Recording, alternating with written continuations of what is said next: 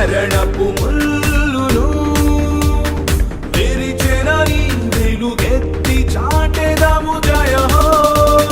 మన విశ్వాసమే శాశ్వతమని సంతసించెదము జయ హో.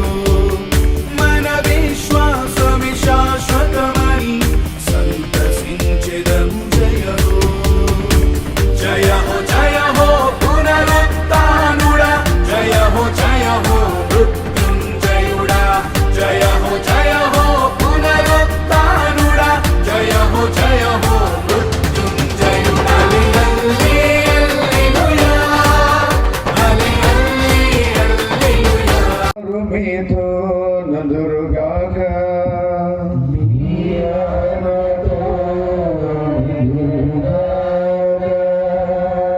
పునీత యోహాను గారు రాసిన పవిత్ర సువిశేషములోని భాగము.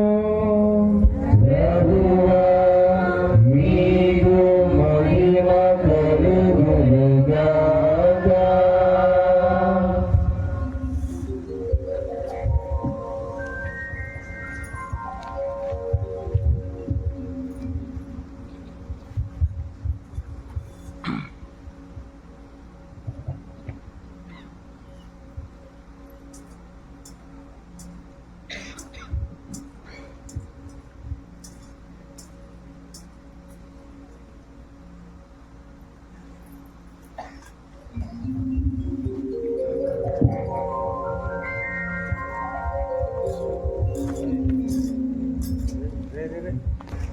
పదకొండవ వచనం నుంచి 18వ వచనం వరకు యోహాను శుభవార్త 20వ అధ్యాయము 11వ వచనం నుంచి 18వ వచనం వరకు. కాని మరియమ్మ సమాధి వద్ద నిల్చుండి ఏడ్చుచుండెను. అట్లు ఏడ్చుచు ఆమె వంగి సమాధిలోనికి తొంగి చూడగా ఇద్దరు దేవదూతలు తెల్లని వస్త్రములు ధరించి కాళ్ళ వైపున ఒకరు తల వైపున ఒకరు యేసు భౌతిక దేహమును ఉంచిన చోట కూర్చుండి ఉండిరి. అమ్మా, నీవు ఎందుకు ఏడ్చున్నావు అని వారు అడిగిరి. నా ప్రభువును ఎవరో ఎత్తుకొని పోయిరి, ఆయనను ఎక్కడ ఉంచరో నేను ఎరుగను అని ఆమె చెప్పాను. అట్లు చెప్పి ఆమె వెనుకకు తిరిగి యేసు నిలవబడి ఉంటాను చూశాను, కానీ ఆమె ఆయనను గుర్తింపలేదు. యేసు ఆమెతో, అమ్మా, నీవు ఎందుకు ఏడ్చుచున్నావు? నీవు ఎవరిని వెతుకుచున్నావు అనెను. ఆమె ఆయనను తోటమాలి అని భావించి, అయ్యా, నీవు ఆయనను తీసుకొని వెళ్ళిన ఎడల ఆయనను ఎక్కడ ఉంచుతావో చెప్పుము, నేను వెళ్ళి తీసుకొని పోయేదను అని పలికాను. మరియమ్మ అని యేసు పిలిచాను. ఆమె ఆయన వంక తిరిగి హీబ్రూ భాషలో రబ్బూని అని పిలిచాను, అనగా బోధకుడా అని అర్థము. యేసు ఆమెతో, నన్ను ముట్టుకొనవద్దు, నేను ఇంకనూ తండ్రి యొద్దకు ఆరోహణమైపోలేదు. నీవు వెళ్ళి నా సహోదరులతో ఇట్లా చెప్పుము, నేను నా తండ్రియు మీ తండ్రియు, నా దేవుడును మీ దేవుడును అయిన వాని యొద్దకు ఆరోహణమైపోవచ్చున్నాను అని చెప్పాను. మగ్దల మరియమ్మ వెళ్ళి శిష్యులతో, నేను ప్రభువును చూసిదని అని వారికి ప్రభువు సందేశమును అందచేశాను. ఇది క్రీస్తు ప్రభువుని సువిశేషము.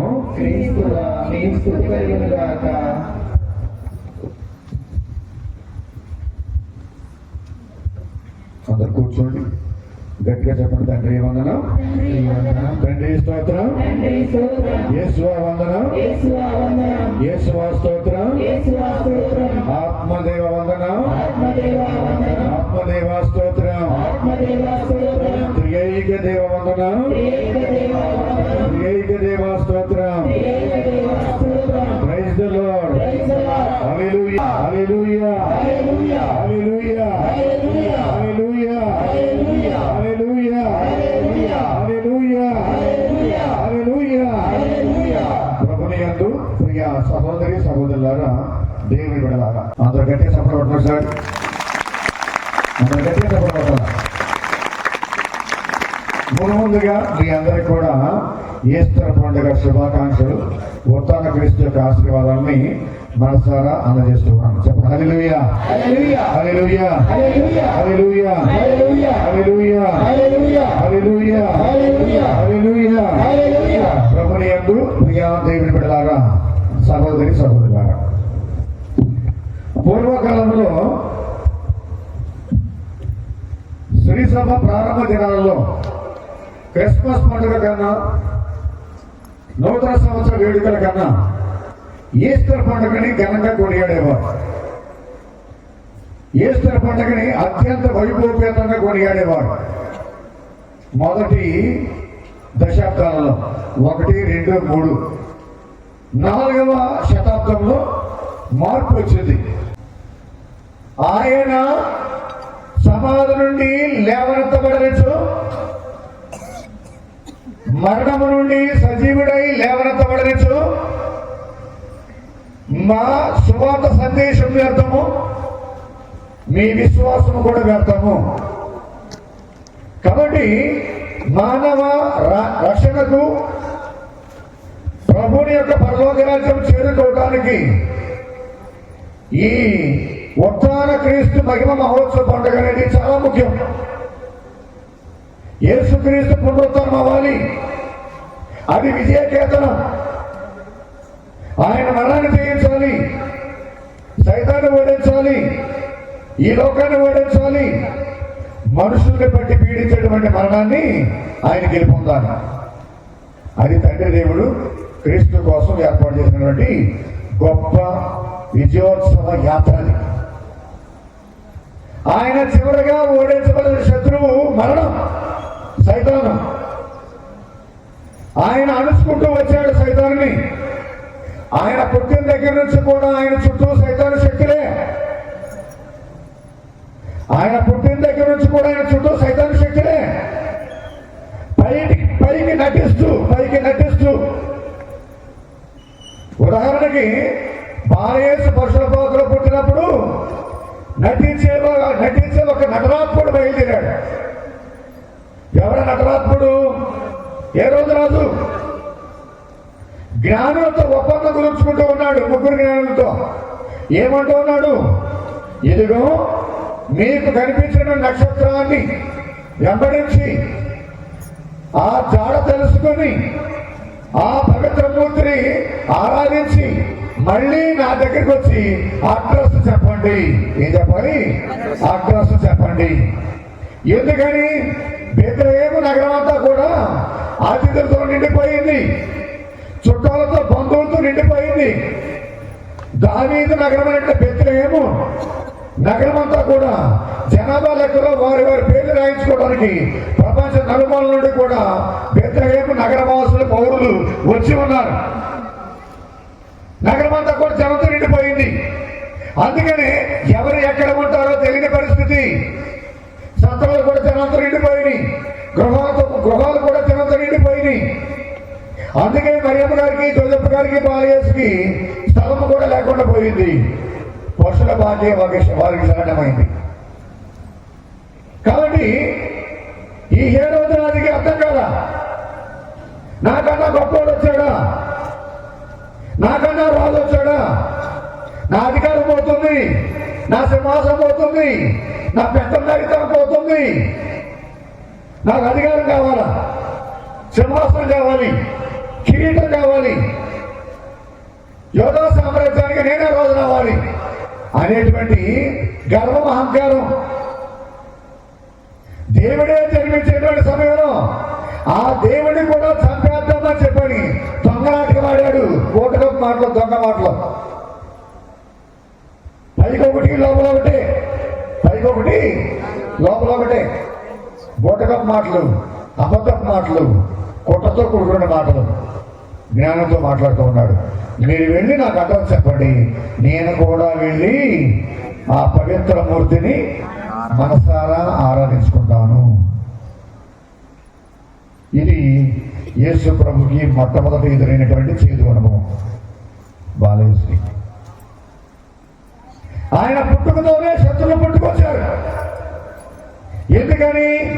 సిమియోను ప్రవక్త ముందే చెప్పాడు యెరూషలేము దేవాలయంలో, అమ్మా మరియమ్మ, నీ గర్భాన ఉదయించిపోయినటువంటి ఈ కుమారుడు ఇప్పుడు యెరూషలేము దేవాలయంలో తీసుకొచ్చారు 8వ రోజున. ఇదిగో ఈ శిశువు వివాదాస్పదమైన గుర్తుగా ఉంటాడు. He is going to be a controversial sign. వివాదాస్పదమైన గుర్తు. మంచి వాళ్ళకి చెడ్డ వాళ్ళకి మధ్యలో ఒక దేవుడు స్తంభంలాగా ఉంటాడు ఆయన, ఒక ఖడ్గంలాగా ఉంటాడు ఆయన. నీతి మంత్రులకి అవినీతి మంత్రులకి ఒక ఖడ్గంలాగా ఉంటాడు ఆయన. విశ్వాసులకి అవిశ్వాసులకి మధ్యలో ఒక ఖడ్గంలాగా ఉంటాడు ఆయన, ఒక కత్తిలాగా ఉంటాడు ఆయన. కాబట్టి దేవుని పక్షాన ఉండేవారు, దేవునికి వ్యతిరేకంగా ఉండేవారికి మధ్యలో ఒక ఖడ్గం యేసుక్రీస్తు నీ కుమారుడు పసిబాలుడు. Is going to be a controversial sign. వివాదాస్పదమైన గుర్తు. అనేకుల మనోగతములను బయలుపరిచేవాడు అవుతాడమ్మా నీ కుమారుడు. ఒక ఖడ్గము నీ హృదయమును దూసుకొని పోనున్నది. కాబట్టి ఆయన పుట్టిన దగ్గర నుంచి చివరికి శిలువ మీద మరణించే వరకు కూడా చుట్టూ శత్రువులే, కాపు కాసులు కూర్చున్నారు. సమయం కోసం, సందర్భం కోసం. చివరికి సైతాను కూడా నా చేతుల్లోకి వస్తాడు, నా చేతుల్లోకి వస్తాడు. మృత్యువుకి నేనే అధికారిని, మరణానికి నేనే అధికారిని. I am the king of the hell. నేనే నరకానికి అధిపతిని.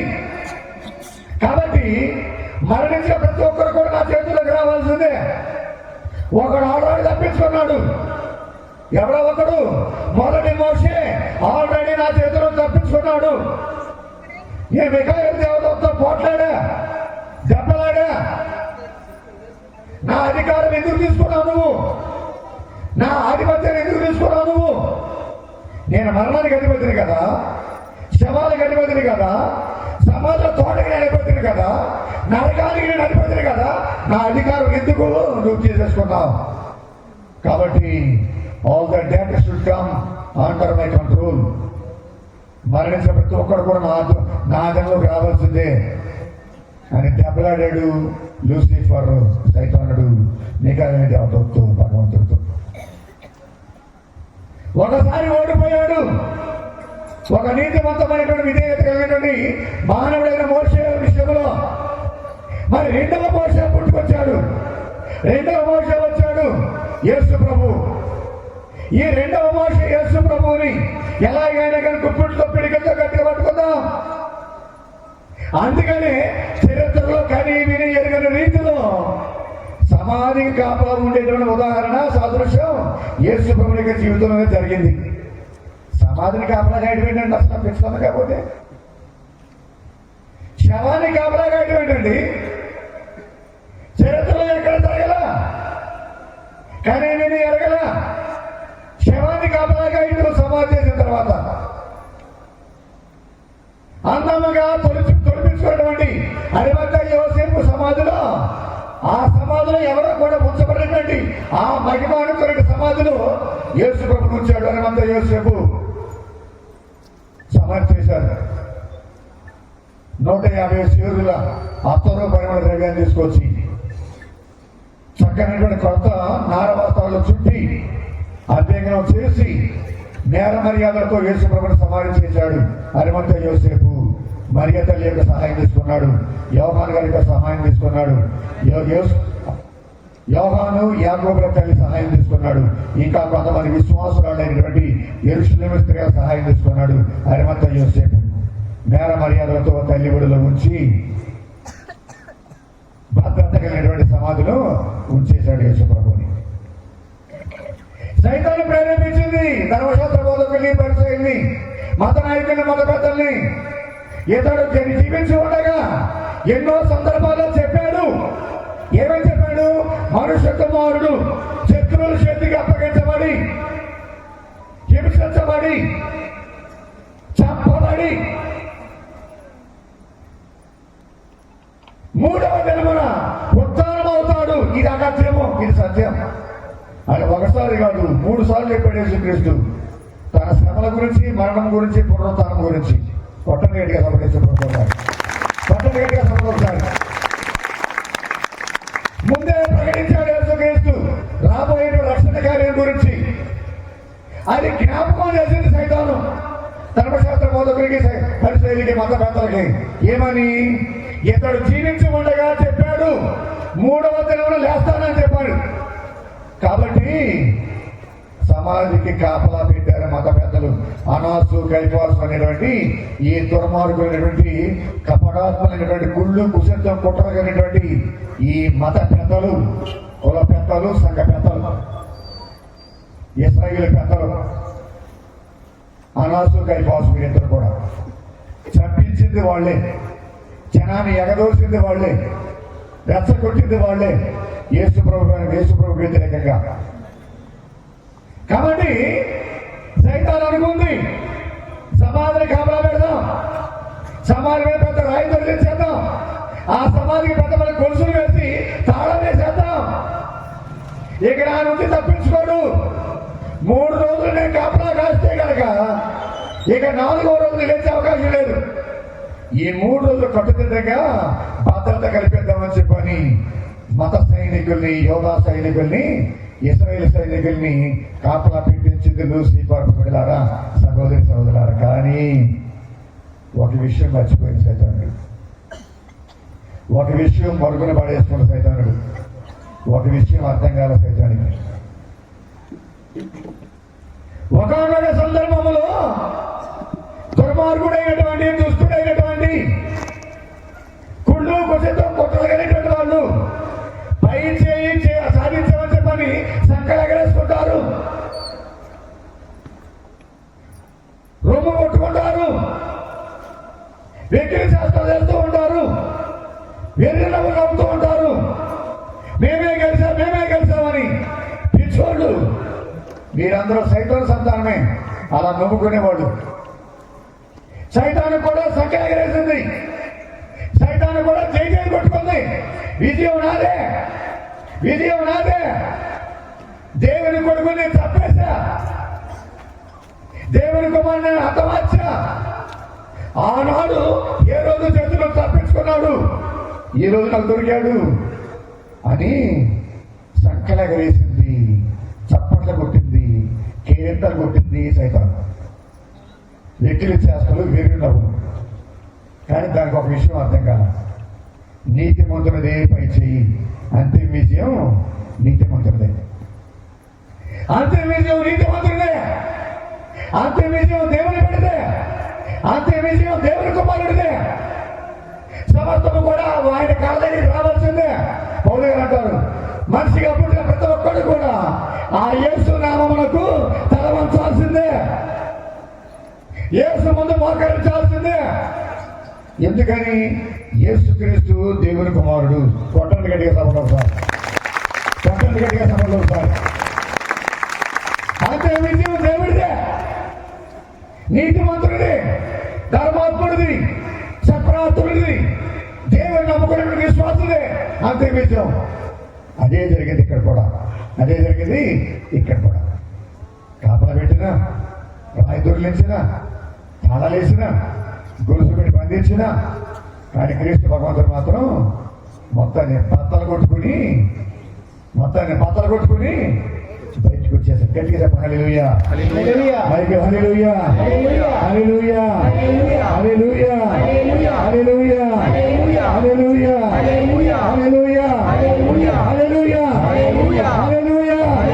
హల్లెలూయా, హల్లెలూయా. కాబట్టి ఇప్పుడు పెడతారా సహోదరి సహోదరులారా, మనకు తెలుసు మన నడిచేదారి అన్యాయమని, మనకు తెలుసు మన నడిచేదారి అక్రమమని. కాబట్టి ఇక్కడ సైతానుడు ఓడిపోయాడు, దేవుడే గెలిచాడు. సత్యమే గెలిచింది, ధర్మమే గెలిచింది, నీతి గెలిచింది, నిజాయితీ గెలిచింది, సత్ప్రవర్తన గెలిచింది, విశ్వాస గెలిచాడు.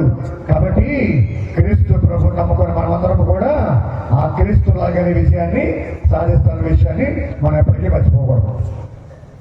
అందుకే ఇప్పుడు పౌలు గారు అంటూ ఉన్నారు తన లేఖనం, ఓ మరణమా నీవు లెక్కరా, నీవు విశ్వాసులు వేధిస్తూ ఉన్నావు,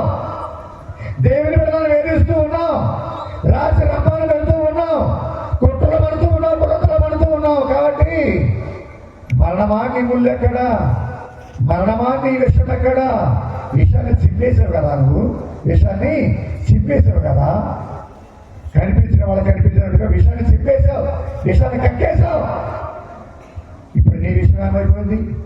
నీ గర్వం ఏమైపోయింది? నీ అహంకారం ఏమైపోయింది? ఏమైపోయిందంటే నా దేవుడు నా క్రీస్తు భగవంతుడు నీ ముడిని విడిచేశాడు. ఇక అది ముడిదైపోయింది, పదం లేదు. కాబట్టి నీ ముడిని నా దేవుడు యేసుక్రీస్తు మరణాన్ని జయిస్తున్న ద్వారా విడిచేశాడు. నీ విషయాన్ని విడిచేసి దాన్ని జీవజలముగా మార్చాడు నా దేవుడు యేసుక్రీస్తు. కొట్టని గట్టిగా దేవుడికి ఒకసారి, కొట్టని గట్టిగా దేవుడికి ఒకసారి. కాబట్టి బిడ్డలారా, సహోదరి సహోదరులారా, అంతిమ విజయం దేవుడిదే, అంతిమ విజయం దేవుడిదే. అంతిమ విజయం దేవుడి నమ్ముకున్న విశ్వాసందే. సైతాన్ని ఓడించాడు యేసుక్రీస్తు, మరణాన్ని జయించాడు యేసుక్రీస్తు. తనను నమ్ముకున్న బిడ్డలందరికీ కూడా ఇది నేనున్నాను మీకు తోడుగా.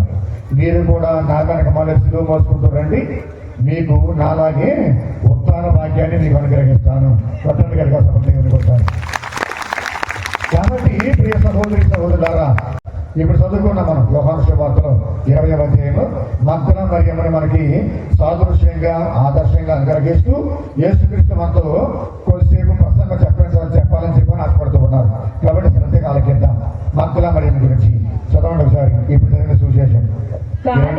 కానీ మరియా సమాధి యొద్ద నిలుచుండి ఏడ్చుచుండెను. అట్లు ఏడ్చుచు ఆమె వంగి సమాధిలోనికి తొంగి చూడగా ఇద్దరు దేవదూతలు తెల్లని వస్త్రములను ధరించి కాళ్ళ వైపున ఒకరు తల వైపున ఒకరు యేసు భౌతిక దేహమును వచ్చిన చోట కూర్చుండి వాక్యం ఒకసారి ఒక 2 నిమిషాలు ఈ వచ్చిన ధ్యానం చేద్దాం. యేసుక్రీస్తు తన ప్రాణప్రియుడు, తన జీవితానికి ఒక నూతనమైనటువంటి విధానం నేర్పించేవాడు, తన పాపములను మన్నించిన వాడు, తన జీవితాన్ని నూతనీకరించిన వాడు, తనన్న తన కుటుంబ సభ్యులన్న ప్రాణంగా ఎక్కువగా ఉపయోగించినటువంటి ఆ యేసుక్రీస్తు మరణించాడు. దగ్గరుండి చూసింది మగ్దల మరియమ్మ, తల్లి మరియమ్మ గారితో పాటు. ప్రాణమంతా కూడా యేసు ప్రభు మీదే, ప్రాణమంతా కూడా దేవుడి మీదే. సమాధి చేసి 3వ రోజు అయిపోయింది. ఈ 3 రోజులు పాపం ఆ విశ్వాసరాలు, ఆ స్వార్థీకురాలు, ఆ దేవుని కుమార్తె, దేవుని బిడ్డ నిద్రపోయిందో ఏమో తెలియదు, ఆనందంతో ఏమో తెలియదు, విశ్రాంతి తీసుకుందో ఏమో తెలియదు. దేవుడే కళ్ళ ముందు వేలాడుతూ ఉన్నాడు ఆమెకి, తన ప్రభువే కళ్ళ ముందు తిరుగుతూ ఉన్నాడు ఆమెకి. మనసు ప్రశాంతత లేదు, గుండె నెప్పడం లేదు, గుండె దడదడ ఒరుగుతూ ఉంది మగ్దల మరియమ్మ. ఎందుకని? తన దేవుడు చనిపోయాడు, తన ప్రాణప్రియుడు, తన ప్రాణమిత్రుడు, తన కుటుంబ సభ్యుడు మరణించాడు. Family member. Jesus is a family member of Lazarus family. యేసుక్రీస్తు కూడా మన కుటుంబ సభ్యుడు అయినట్లయితే నువ్వు ఇంటి దగ్గర కూర్చోవు. యేసుక్రీస్తు నిజంగా నీ కుటుంబ సభ్యుడైతే, నీవు పూజించిన నీ దేవుడు, నీ క్రీస్తు భగవంతుడు నీ కుటుంబ సభ్యుడైతే మన మనసు ప్రశాంతతగా ఉండదు, హ్యాపీగా ఉండలేం, సంతోషంగా ఉండలేం, గుండె నెప్పడం చేసుకోలేం. ఎందుకని? నా కుటుంబ సభ్యుడు మరణించాడు కాబట్టి, నన్ను కాపాడే దేవుడు మరణించాడు కాబట్టి, నన్ను రక్షించే దేవుడు మరణించాడు కాబట్టి ఆవేదన గుండెల నిండా, హృదయ వేదన, ప్రశాంతత ఉండదు. యేసు ప్రభు చనిపోయాడు. Is my family member. కానీ నీవు ఎప్పుడైతే యేసు ప్రభుని పరాయి వాడిగా, యేసు ప్రభుడిగా పరాయి దివ్య సంస్కారాలుగా, ఈ కాంపౌండ్ లో జరిగే ప్రతి కార్యక్రమం కూడా పరాయి కార్యక్రమంగా నువ్వు భావించినప్పుడు ఇది నీకు పరాయి ప్రోగ్రాం కనబడదు, ఇది నీకు పరాయి కార్యక్రమం కనబడదు. ఇది నీది కాదు, ఇది నీ కుటుంబంలో జరిగే కార్యక్రమం కాదు. You are an outsider. You are an outsider. You are an overthinker. And you are an overseer. పై ఎదురు చూసేవాడివే నువ్వు. ఇది నీ కుటుంబంలో జరిగే కార్యక్రమం అయితే కనుక చక్కగా ఇది నా ఇల్లు, నా కుటుంబంలో జరిగే కార్యక్రమాన్ని మంత్రామర్యమలాగా ఏడ్చుకుంటూ ఏం చేసిందామే ఏడ్చుకుంటూ యెరూషలేము నగరంలో కొన్ని వందల మంది స్త్రీలు ఉన్నారు, కొన్ని వేల మంది పురుషులు ఉన్నారు. అయినా కానీ మంత్రామర్యమ మాత్రమే ఒడివడిగా ఆదివారం విశ్రాంతి రోజున తెలతల వారక ముందే చీకటిగా ఉన్నప్పుడే ఆ 3 రోజులు కూడా విశ్రాంతి లేకుండా, తిండి తెప్పలు లేకుండా, నిద్ర లేకుండా అక్కడ తిరిగి పరిమళ ద్రవ్యాన్ని పోగు చేసుకొచ్చింది, అతరుశుద్ధి పోగు చేసుకొచ్చింది. నా ప్రభుని అభ్యంగనం చేయాలి అని. ఎలా వచ్చింది? ఏడ్చుకుంటూ వచ్చింది.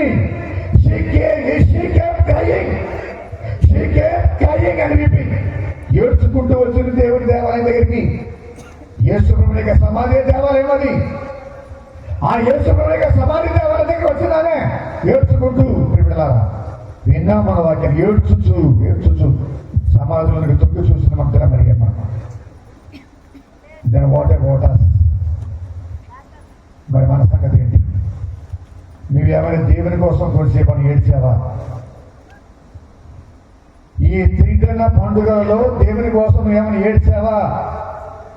ఏమైనా రోధించావా? ఏమైనా బాధపడ్డావా? ఏమైనా కానీ నీకు మనసాక్షి ఉంటే ఏమైనా కానీ ఒక ముళ్ళని గుచ్చుకుందాం. మాది మగ్దల మరియమ్మని మనకు ఆదర్శంగా యేసుక్రీస్తూ ఉన్నాడు. యేసుక్రీస్తు భగవంతుడు, ఈ మగ్దల మరియమ్మ మానవ స్త్రీ. But there became a relation. There became a relation between God and man. దేవునికి మనిషికి మధ్యలో కుటుంబ బంధం ఏర్పడింది. అక్కడ ఆ బంధం మనకుందా? Are we able to build up a relation, a family ties up, a family relation between God and me? నీకు నాకు మధ్యలో ఏమైనా కుటుంబ బాంధవ్యాలు ఉన్నాయా? ఆత్మపక్షం చేసుకోవాల్సిన సమయం ఇది. దేవునికి సమాధానం చెప్పాల్సిన గడియ ఇది మనందరికీ. గట్టి చెప్పండి హల్లెలూయా, హల్లెలూయా, హల్లెలూయా, హల్లెలూయా, హల్లెలూయా, హల్లెలూయా, హల్లెలూయా. నేనే పునరుత్థానం జీవమని పలికిన క్రీస్తుకు జయహో. చెప్పిన విధముగా 3వ నాడు ఉత్థానుడాయను జయహో.